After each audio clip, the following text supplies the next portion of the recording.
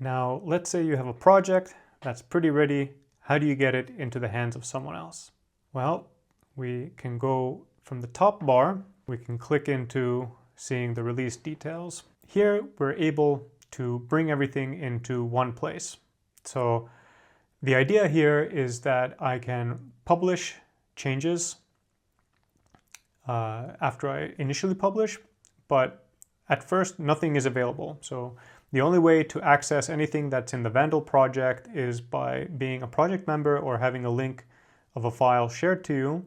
But if you want unobstructed access to assets, you can publish your draft onto the web. So soon we'll be bringing agreements and other necessary parts of a final release. So currently all publications are a work in progress.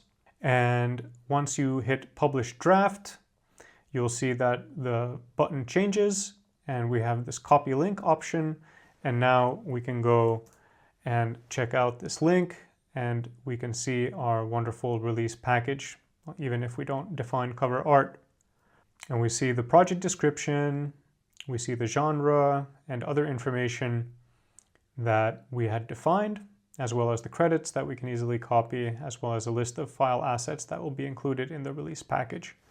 And so now if I download this, and now we have a zip, and when I open this zip, we have the file inside of it.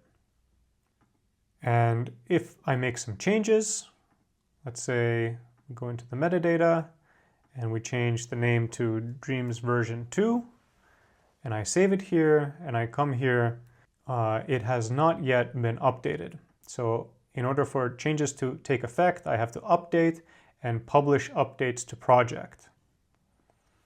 And once I do that, I don't even have to refresh the page. I see that the changes have updated. So if you have any feedback or things that you need for your workflows, let us know by submitting feedback to us.